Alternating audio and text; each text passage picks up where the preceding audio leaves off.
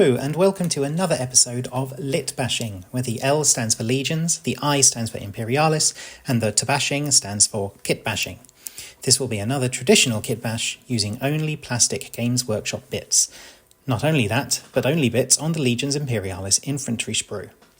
This of course means no 3D printing required and perfectly legal for use in Games Workshop hosted tournaments. Just imagine the flex of going to a Warhammer World tournament with a full army of kitbashed, converted 8mm dudes. Today I am having a go at giving alternate loadouts to the heavy weapons squads on the sprue. Currently they are all equipped with missile launchers, which is a fine loadout of course, but variety is the spice of life, and after all there are legions, like my precious Emperor's children, who don't go in much for concussive weaponry.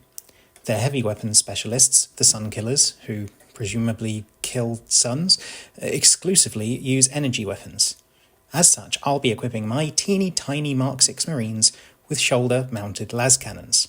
So I'll be having the SunKillers in my mind whilst I build, but these could easily be painted up as any Legion's energy weapons specialists. Although I prefer the underslung Mark 4 style, having Mark 6 Marines does help with the kit bashing, because the over-the-shoulder style means our heavy Marine bodies are separate from the guns, and you know if they were underslung, they would have moulded into the legs as one piece and been impossible to remove, so be thankful for small mercies. That does mean our bodies will need next to no additional converting. So what to use as a weapon? Well, we may not have any infantry with Lascannons on the sprue, but we do have a walker with them. Each sprue has 2 Dreadnought Lascannons, just right for LItbashing. Yes, this does mean we'll be left with a Contemptor missing a gun, but that's okay because I've got loads more videos planned talking about the myriad weapons we have available in other kits to give your Dreadnought some variety. So look forward to that and snip away at your Lascannons with reckless abandon. I'm going to start with 3 Marines and try to snip them off in a way I can get them whilst keeping the others on sprue.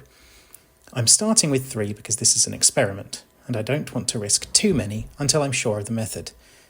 I also don't know how much space we'll have available considering the size of the Lascannons compared to the missile launchers. So here are the guinea pigs.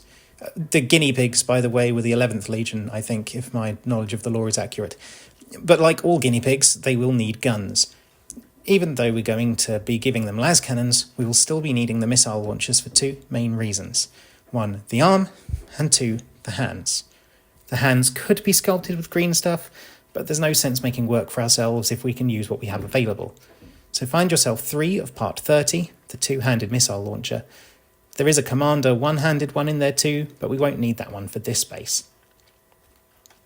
Now we have our bodies and our arms, we need our guns. So I'm taking 3 of the Dreadnought Lascannons. Feel free to do all 4, however, as that's how many the kit gives you. Now I want to keep the shoulder of this cannon attached to the sprue if at all possible, because it's the safest place for it not to get lost, and I've already lost some of the bits I'd intended to keep for future use, so sprue is just safer. I'm trimming the join between Lascannon and the arm as closely as I can. And there we are, 3 bodies, 3 sets of arms, and 3 guns. There's this little nub here which is part of the Dreadnought's arm, so I'm going to trim this off carefully to attach it to where it belongs on the shoulder piece, just to keep as much of the Dreadnought arm complete as possible for future weapon swaps with them. It's fiddly, and if you're confident with green stuff I might recommend doing so, but this video is no green stuff, so here I very carefully glue this back where it belongs. If I'm doing very small work with plastic or superglue, I'll sometimes squeeze a little bit out onto a piece of paper or a cutting mat, and then use the tip of a scalpel as sort of a spatula. It gives me more control than a glue brush or squeezing direct from the pot. I also opt to use my fingers rather than a tool to put this in place. Dexterity won out over visibility, but your miles may vary. I do, however, very carefully push it into place with the tip of the knife after wiping off the excess glue, very carefully. Then we start to neaten up the cannons.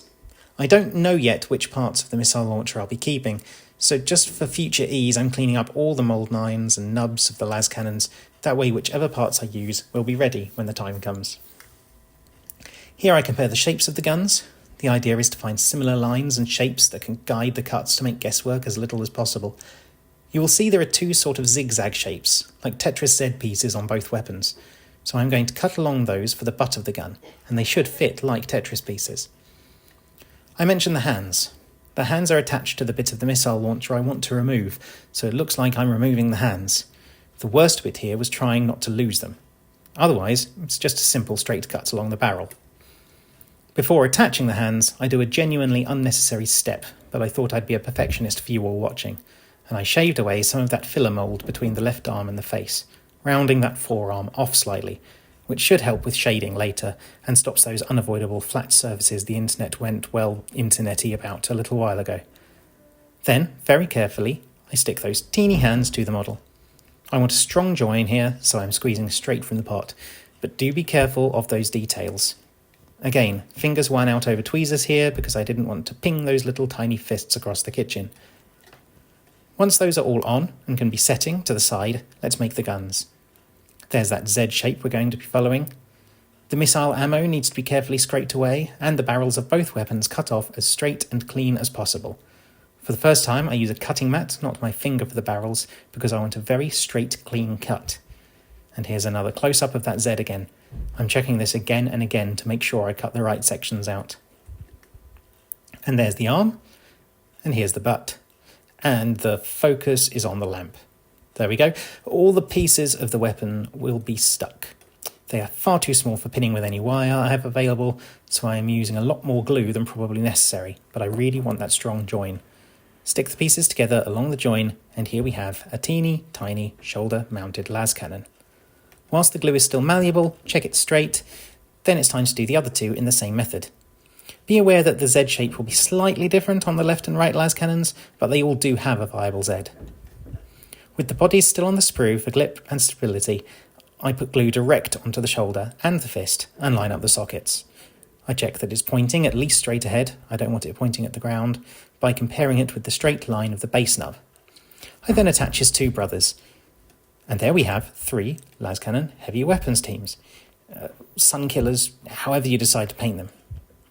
I get a little paranoid about them snapping off during basing, so I use a little more glue and the knife to weld that shoulder join together. Probably not needed, but having lost one Lascannon in the process, I didn't want to risk it. For basing, it doesn't look like we'll be able to fit more than 3 to a base anyway with the size of those cannons, not without them melting each other's heads off. So rules-wise, 3 Lascannons equaling 5 missile launchers is alright by me. To base, again, a purely optional step, I like to trim off the base nubs. It doesn't take a lot more time or effort, and it really opens up flexibility of basing. A sergeant having a tactical rock is fine, an entire army all having tactical mounds of dirt between their feet. It's not for me. But I have seen lots of hobbyists use these to great effect for excellent bases, so I'll leave that one up to you. And here is our completed LItbash. I think they came out looking like they're supposed to look like that, which is the target of any kitbash, so I'm calling these a success. These will also be the models I use for my next painting video, How to Paint Emperor's Children, so look forward to that when it comes. I'd love it if you liked and subscribed and Patreoned and all that jazz, but I'd like it best if you commented with your ideas for what you'd like me to experiment with next, and share this video to others who may have fun ideas too. I want to keep a steady stream of content coming, a mixture of kit bashes, rules bashes and commentaries, so the more engagement and comments I can get with ideas the better. If I use your idea, I'll certainly give you a shout out at the start of the video. And do please share in the comments if you've given any LItbashing a go. I'd love to see your successes. Thank you all for watching. Merry Christmas when it comes. Peace and love, goodwill to all, and please, keep on LItbashing.